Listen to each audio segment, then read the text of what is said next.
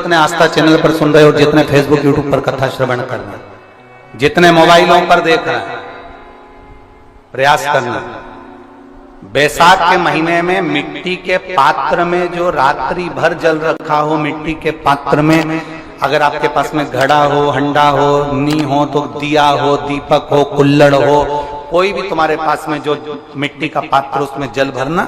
वो जल बैसाख के महीने की किसी भी सोमवार के दिन, किसी भी सोमवार के दिन, बैसाख महीने या किसी प्रदोष के दिन, या बैसाख महीने के शिवरात्रि के दिन, वो मिट्टी के पात्र का जल अपने घर के प्रत्येक व्यक्ति का स्पर्श कराकर उस मिट्टी के पात्र के जल को तांबे के पात्र में डाल लीजिए और घर के प्रत्येक व्यक्ति का स्पर्श करा लीजिए और शंकर भगवान पर कुंडकेश्वर महादेव के नाम से समर्पित करिए। कुंडकेश्वर महादेव। कभी जीवन में पीछे पलट कर देखने की जरूरत नहीं पड़ेगी, आप उन्नति की सीढ़ी की ओर बढ़ते चले जाओ। बैसाख महीने में मट्टी के पात्र का जल भगवान शंकर को समर्पित होना चाहिए। उसका सुख हमारे जीवन को एक आनंद फल प्रदान। एक शीतल आरती होती है, मेरी जीजियों बड़े सावधानी से सुनिएगा। एक शीतल आरती होती है। कभी अगर तुम्हारे जीवन में अगर कभी तुमको ऐसा लगे कि रोग बड़ा भारी हो चुका है और बहुत भारी रोग मुझे घेरता जा रहा है, या डॉक्टर को दिखाने जा रहे हो और तुम्हें ऐसा लग रहा है कि डॉक्टर कोई बड़ी बीमारी बताएगा, तो उस समय पर शीतल आरती का प्रयोग करें। एक पुष्प हाथ की हथेली में रख लीजिए, एक पुष्प हाथ की हथेली में रख लीजिए, और यहां तक शास्त्र कहता है अगर हो सके तो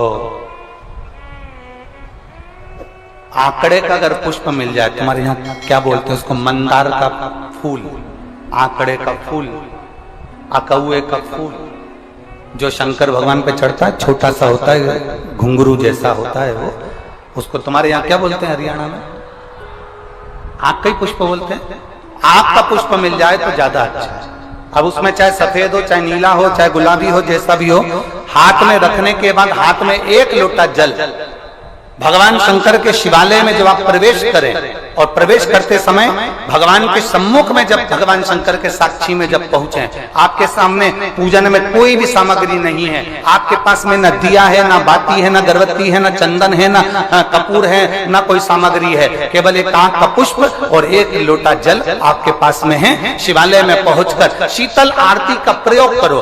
11 बार भगवान शंकर के 11 रुद्रों का स्मरण कर कर जब 11 बार शंकर के शिवलिंग के ऊपर से नीचे तक वो कलश को जब घुमाया जाता है, और घुमाने के बाद वो आग का जो पुष्प है वो अशोक सुंदरी वाली जगह पर समर्पित कर कर भगवान शंकर को जो जल चढ़ाया जाता है, जो जल समर्पित किया जाता है, डॉक्टर भले तुमसे कह रहा हो कि तुम्हें बड़ी बीमारी के चांस हैं, आप जाकर एक बार चेक कराना, तुम्हें वो बड़ी बीमारी निकलेगी ही नहीं, उस रोग से तुम मुक्त हो। इसको शीतल आरती का प्रयोग किया गया। ये शीतल आरती, इसको शीतल आरती कहा। शिव की प्राप्ति का, एक रोग से मुक्त होने का। अब आपसे कोई कहे कि ये शीतल आरती का प्रयोग सबसे पहले किसने करा, तो आपको ध्यान लगाना है इस प्रयोग को। सोमनाथ जी की कथा का स्मरण करिएगा, सोमेश्वर की कथा का स्मरण करिएगा। आप स्कंद पुराण में, शिव महापुराण में सोमनाथ जी की कथा का स्मरण करिएगा। चंद्रदेव को काया का रोग हो गया, रोग इतना भारी था, चंद्र समझ नहीं पा रहे थे मैं करूं क्या। जब देव ऋषि नारद के पास पहुंच गए, नारद जी ने कहा एक पार्थिव शिवलिंग का निर्माण करो, बालू के शिवलिंग का निर्माण करो, और समुद्र का ही जल भगवान शंकर को उनके आनंद से आरती कर कर उनको चढ़ाने का प्रयास करो। और शिव ने ऐसी कृपा कर दी कि चंद्र के पास आकर भगवान शंकर ने कह दिया, चंद्र मैं तुझे वर देता हूँ, तेरा काया का रोग समाप्त होगा, ये मेरा वर है, क्योंकि तूने मेरे शीतल आरती का प्रयोग किया।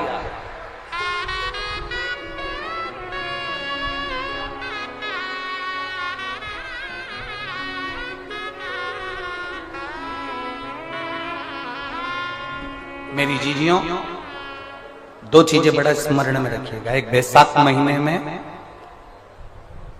मट्टी के पात्र का जल,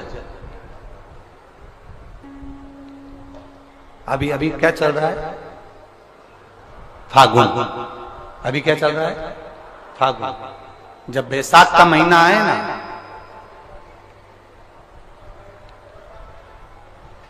जितने यहां बैठे और जितने आस्था चैनल पर सुन रहे हो, जितने फेसबुक यूट्यूब पर कथा श्रवण कर रहे हैं, जितने मोबाइलों पर देख रहे हैं, प्रयास करना, बैसाख के महीने में मिट्टी के पात्र में जो रात्रि भर जल रखा हो, मिट्टी के पात्र में, अगर आपके पास में घड़ा हो, हंडा हो, नी हो, तो दिया हो, दीपक हो, कुल्लड़ हो, कोई भी तुम्हारे पास में जो मिट्टी का पात्र, उसमें जल भरना। वो जल बैसाख के महीने की किसी भी सोमवार के दिन, किसी भी सोमवार के दिन, बैसाख महीने या किसी प्रदोष के दिन, या बैसाख महीने के शिवरात्रि के दिन, वो मिट्टी के पात्र का जल अपने घर के प्रत्येक व्यक्ति का स्पर्श कराकर उस मिट्टी के पात्र के जल को तांबे के पात्र में डाल लीजिए और घर के प्रत्येक व्यक्ति का स्पर्श करा लीजिए और शंकर भगवान पर कुंडकेश्वर महादेव के नाम से समर्पित करिए। कुंडकेश्वर महादेव।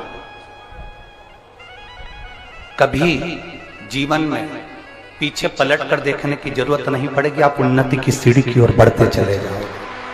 बैसाख महीने में मट्टी के पात्र का जल भगवान शंकर को समर्पित होना चाहिए। उसका सुख हमारे जीवन को एक आनंद फल प्रदान। मेरी जीजियों, दो चीजें बड़ा स्मरण में रखिएगा। एक, बैसाख महीने में मट्टी के पात्र का जल, अभी अभी क्या चल रहा है, फागुन। अभी क्या चल रहा है, फागुन। जब बैसाख का महीना आए ना,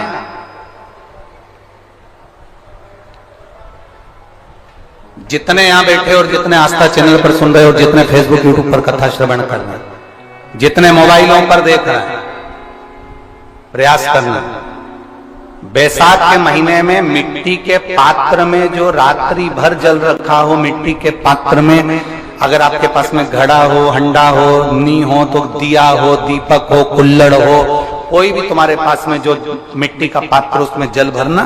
वो जल बैसाख के महीने की किसी भी सोमवार के दिन, किसी भी सोमवार के दिन, बैसाख महीने या किसी प्रदोष के दिन, या बैसाख महीने के शिवरात्रि के दिन, वो मिट्टी के पात्र का जल अपने घर के प्रत्येक व्यक्ति का स्पर्श कराकर उस मिट्टी के पात्र के जल को तांबे के पात्र में डाल लीजिए और घर के प्रत्येक व्यक्ति का स्पर्श करा लीजिए और शंकर भगवान पर कुंडकेश्वर महादेव के नाम से समर्पित करिए। कुंडकेश्वर महादेव। कभी जीवन में पीछे पलट कर देखने की जरूरत नहीं पड़ेगी, आप उन्नति की सीढ़ी की ओर बढ़ते चले जाओगे। बैसाख महीने में मट्टी के पात्र का जल भगवान शंकर को समर्पित होना चाहिए। उसका सुख हमारे जीवन को एक आनंद फल प्रदान।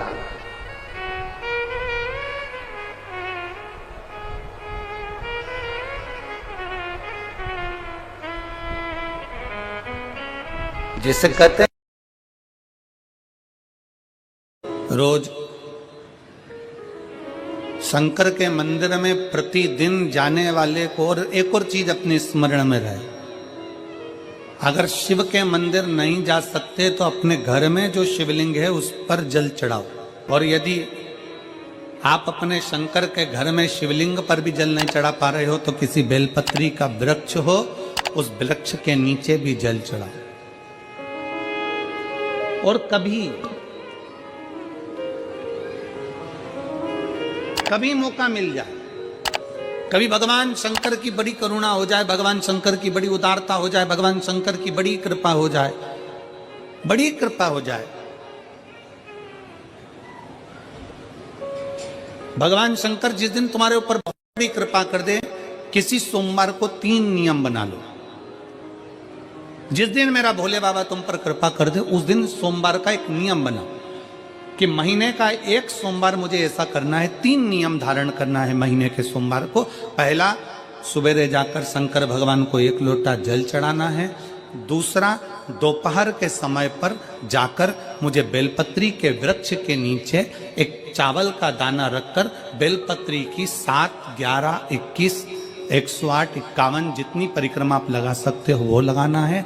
और तीसरा, बेलपत्री के वृक्ष के नीचे और शंकर के मंदिर के दरवाजे पर मुझे एक घी का दीपक लगाना है। बस ये 3 नियम जिसने महीने में एक बार ले लिया, समझ लो उसको पीछे हटने की जरूरत ही नहीं, वो आगे ही बढ़ेगा।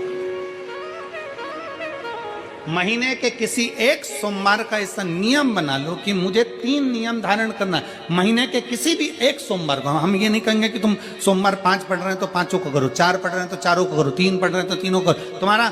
तुम तो महीने का एक सोमवार का नियम बना। और मेरी जीजियों से, मेरी बेटियों से जो विदेश में रह रही हैं, जो कहीं बाहर रह रही हैं, कहीं बड़े शहर में रह रही हैं, जो रोज मंदिर नहीं जा सकते, हर किसी महीने के एक सोमवार को भी ये नियम निर्धारण करते, तो उनसे कहेंगे कि 3 महीने में एक सोमवार का नियम बना लो। 3 महीने में नहीं बना सकते तो 6 महीने में एक सोमवार का नियम बना लो। और 6 महीने में नहीं बना सकते तो 1 साल में एक सोमवार का ऐसा नियम बना लो कि मैं साल का एक सोमवार ऐसा रहूंगी कि सुबह सोमवार के दिन मंदिर में जाकर जल चढ़ाऊंगी, दोपहर में जाकर बाबा को एक अक्षत का दाना रखकर, अक्षत का मतलब है कि बाबा मेरी दिनों दिन उन्नति करना। बेलपत्री के वृक्ष के नीचे जो अक्षत रखा जाता है वो उन्नति के लिए रखा जाता है। शंकर के शिवलिंग पर जो अक्षत रखा जाता है वो रोग मुक्ति के लिए रखा जाता है। अशोक सुंदरी पर जो अक्षत रखा जाता है वो संतान प्राप्ति के लिए रखा जाता है। षडानंद कार्तिकेय की ओर जो अक्षत रखा जाता है वह हमारे बच्चों की सुख समृद्धि के लिए रखा जाता है। विनायक की ओर, गणेश जी की ओर जो अक्षत रखा जाता है वह हमारे घर में कोई मंगल कार्य आ जाए उसके लिए रखा जाता है। और जो पीठिका होती है जिसपे शिवलिंग रखा होता है, पार्वती जी का हस्तकमल, उस पर अक्षत रखा जाता है तो नारी के अखंड सौभाग्य के लिए रखा जाता है। अक्षत रखने का भी तरीका है। एक चावल का दाना कहाँ रखा जाता है, क्यों रखा जाता है, कैसे रखा। अब कई लोग कहते हैं गुरुजी ये शिव महापुराण में आप ये नियम बताते हो, तरीका बताते हो। हम तो उनसे कहेंगे डॉक्टर के पास जाओगे तो डॉक्टर भी गोली लिखकर ये नहीं कह देगा कि ये सारी गोली एक साथ खा जा। डॉक्टर भी कहेगा ये गोली सुबह खाना है, ये गोली शाम को खाना है, ये गोली दोपहर में खाना, ये गोली भूखे रहकर खाना। बोला सही है कि गलत है? ये रात्रि को खाना खाने के बाद खा लेना, ये खाना खाने के पहले, ये नाश्ते के पहले। और सुनो ये दवाई, ये वाली पीछे वाली जो दवाई लो ना इसको दूध से लेना, ये वाली जो दवाई लो ना इसको पानी से लेना। और सुनो ये डब्बी है इसको पानी में मिलाकर फिर पीना। दवाई लेने का भी तरीका है, उसी तरह शिव महापुराण में एक एक अक्षत का भी तरीका है और एक एक बेलपत्री का भी तरीका है। अब मान लो कई लोग कहते हैं गुरुजी आप ये तरीका बताते हो शिव पुराण के माध्यम से, कई लोगों के मन में संशय जागता है, तो अगर हम एक साथ चावल चढ़ा दे तो उसका क्या तरीका है? तो हमारा निवेदन है डॉक्टर जो दवाई ले एक ही बार में निपटा जाए, एक ही बार में खा ले। दवाई एक बार में पूरी खा गए असर नहीं करेगी, इसमें डॉक्टर का कोई दोष नहीं है। उसने तो बताया था ऐसे लेना ऐसे लेना, और तुमने मैं डॉक्टर साहब ने पूछा दवाई पूरी ली, शाम की दवाई भूल गई थी, सवेरे की दवाई भूल गई थी, ये दवाई भूल गई थी। डॉक्टर कहेगा हमने तो नियम बताया था, तुमने नहीं खाई तो असर कहाँ से करेगी? तुम असर कब करती है? जब हम पूजन के तरीके को जान जाएं, जब हम अर्चना के तरीके को जाएं। आप साल भर का एक सोमवार निकाल लो, 6 महीने का एक सोमवार निकाल लो, 3 महीने का एक सोमवार निकाल लो, महीने का एक सोमवार निकाल लो, अपने से दिल में बन जाए तो एक सोमवार ऐसा निकालो जिसके 3 नियम धारण हो। पहला, उसी सोमवार जिसको कर रहे हो उस दिन सुबह जल चढ़ाना। दूसरे, दोपहर के समय पर जाकर बेलपत्री के वृक्ष के नीचे एक चावल का दाना रखना। और परिक्रमा बेलपत्र की जितनी तुमसे बन जाए, जितनी तुम्हारे शरीर की कैपेसिटी हो, जितना तुम्हारा शरीर चलते बन जाए। हम तो ये भी नहीं कहते कि तुम भूखे रहकर भगवान का भजन करो, हम कभी नहीं कहते। हम तो यहां तक कहते हैं, हमारे पुष्टि मार्ग में यहां तक कहा गया कि वल्लभ कुल की एकादशी करो, भले बकरी जैसे चरो पर एकादशी करो। हम तो यहाँ तक कहते हैं कि बहुत समय से कल मेरी एकादशी है, एकादशी है, एकादशी है, एकादशी है, पूरे घर को हिलाकर रख दिया, एकादशी है, एकादशी, एकादशी है। बहू टेंशन में, बेटा डिप्रेशन में, पति पपीता ला ला के, सेव फल ला ला के, मूंगफली का दाना ला ला के, काजू कतली ला ला के, सेव फल ला ला के, और सारा सामान, साबूदाना और खिचड़ी और ना चिप्स ना जाने क्या क्या ला ला के बेचारा पति एकादशी आती है वो नौमी से चिंता में पड़ जाता।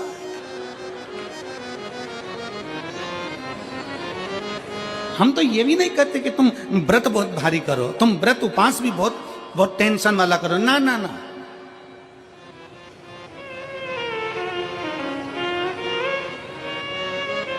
अपने को व्रत उपास भी इतना बहुत बहुत भूखे रह रहे हो, बहुत प्यासे रह रहे हो, और मालूम पड़े कि भगवान हमें मिलेगा, भगवान हमें मिलेगा। भगवान कहता है कि देख भाई, मैं भी भूखा नहीं रहता, तू भी भूखा मत रहे, मैं भी चकाचक रहता हूं, तू भी चकाचक रहे, मैं भी अपने। और भगवान शंकर तो ये भी कहते हैं कि अपना परिवार भी मत छोड़ो। मेरे पास में पार्वती भी, एक ही देवता है जो विद फैमिली मंदिर में बैठता है।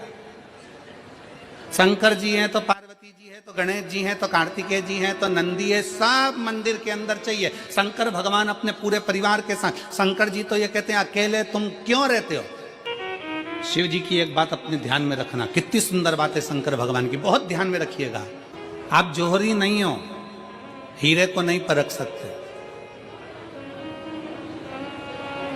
हम भी जौहरी नहीं है, हम हीरा को नहीं समझ सकते। पर भगवान शंकर ने पृथ्वी पर जिसको जन्म दिया उसको जौहरी बनाकर पैदा किया है, उसको जौहरी बनाकर भेजा है कि आप भले हीरा को न समझो चलेगा, पर अपने नजदीक में कोई दुखी है तो उसकी पीड़ा को जरूर समझना। भगवान शंकर कहते हैं उसकी पीड़ा का स्मरण।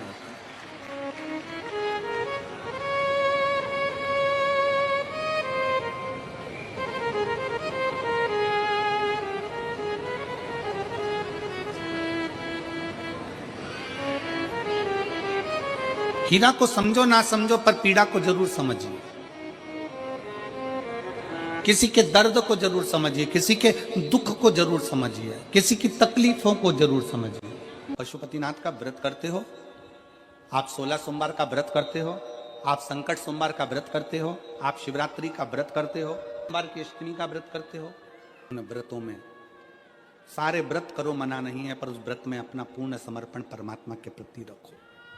केवल खाना छोड़ा है, अन्न छोड़ा है, भोजन छोड़ा है, और दिन में सुबह से लेकर शाम तक 2-3 बार तुमने कुछ ना कुछ पाया है, वो व्रत हो सकता है आपकी दृष्टि में। पर हमारी दृष्टि में व्रत कौन सा है।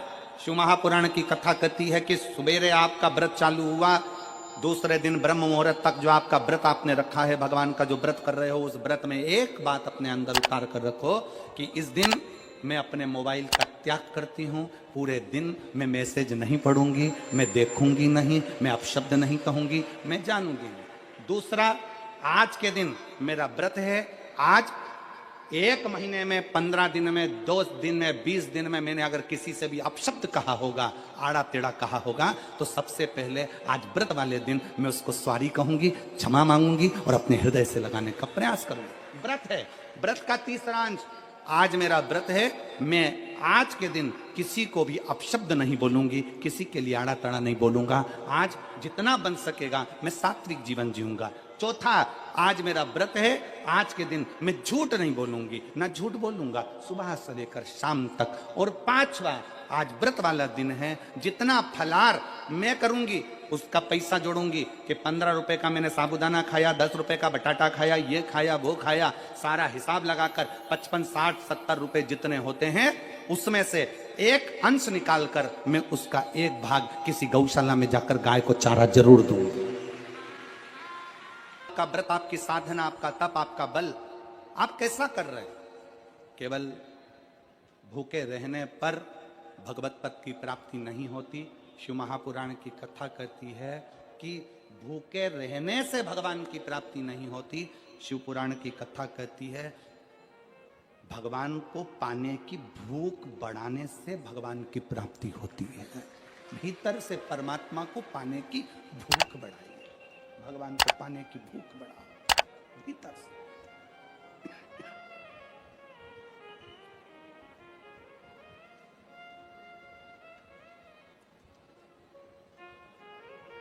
व्रत करो मना नहीं, तप करो मना नहीं, साधना करो मना नहीं, पर उस तप साधना में व्रत में परमात्मा को पाने की ललकता हो आपके भीतर, भगवान को पाने की ललकता हो आपके भीतर, भगवत पद को पाने की ललकता हो आपके भीतर, तो भगवान है। महापुराण की कथा एक बड़ी सुंदर बात कहती है, व्रत आप करते हो, उपास आप करते हो, नियम आप लेते हो, पूरा किसको करना पड़ता है? तुम्हें नहीं। व्रत आप करते हो, उपास आप करते हो, नियम आप लेते हो, और पूरा देवाधिदेव करते हैं, भगवान शंकर करते हैं। बस इतना जरूर याद रखें कि जैसे कुछ प्राप्त हो भी गया तो शिव को धन्यवाद देकर शंकर के दरवाजे पर जाते रहना, यह हमारा कर्तव्य है।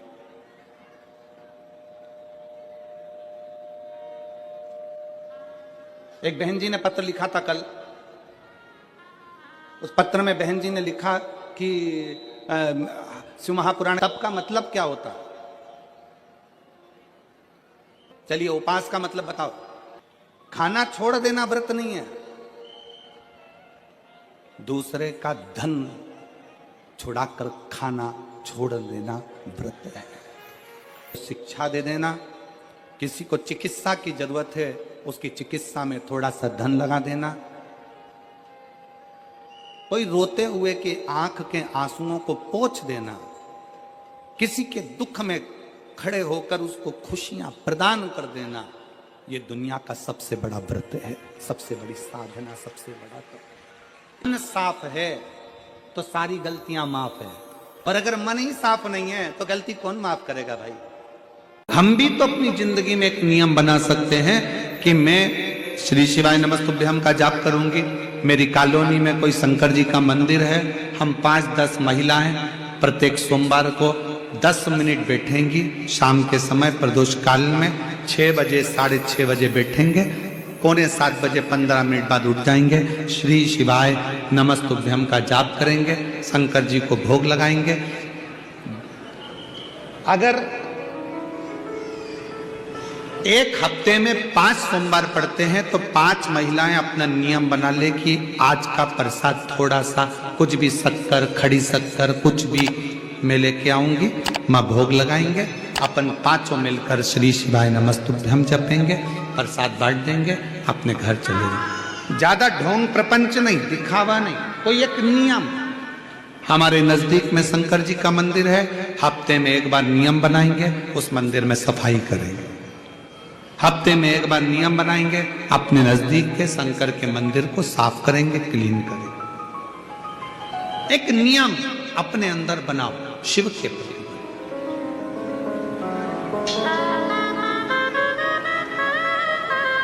अपने भीतर जब हम नियम बना लेते हैं कि श्री शिवाय नमस्तुभ्यम जपना है, शिव को एक लोटा जल चढ़ाना है, शंकर की आराधना करना है, तो शिव हमारे लिए भी कोई ना कोई नियम जरूर बनाते हैं और हमारा कल्याण जरूर करते हैं। एक नियम बना, इस कथा को सुना, तुम्हारे पति को फल प्राप्त हो। कलिकाल में संसार में जो शिव महापुराण की कथा को सुनता है, श्रवण करता है, करवाता है, बाँचता है, सुनता है, वो जितने जीव इस कथा को श्रवण करने आते हैं, केवल उनका ही नहीं, उनकी 71 पीढ़ी का कल्याण शिव पुराण की कथा कर। लंबी बाती का प्रमाण अलग होता है। लंबी बाती क्यों लगाई जाती है? भगवान के मंदिर में दीप में, देवियों की पूजन में, लक्ष्मी की वृद्धि के लिए। कौन से देवता के यहाँ लंबी बत्ती लगती है और कौन से देवता के यहाँ गोल बत्ती लगती है, उसका भी प्रमाण वर्णन। किसी देवी की पूजन करो तो लंबी बत्ती आती है, कुल देवता की पूजन करो तो लंबी बत्ती आती है, किसी मंदिर में किसी देवता को लगाने जाओ तो गोल बत्ती लगती है, उसका भी प्रमाण है। लंबी बत्ती जहां लगाई है, अगर लक्ष्मी के सामने लगाई है तो लक्ष्मी की लंबाई बढ़ती है, लक्ष्मी की वृद्धि बढ़ती है। अगर कुल देवता के नाम की लगाई है तो वंश की वृद्धि होती है। इसलिए हमारे यहाँ अमावस्या पूनम को जो पाटे वाटे भराते हैं उसमें गोल बत्ती नहीं लंबी लगाई जाती है, जिससे हमारा वंश बढ़े। नवरात्रे में देवी जी की जो बाती लगाई जाती है वो लंबी लगाई जाती है, गोल नहीं। क्यों? क्योंकि जिससे माँ हम पर कृपा बनाकर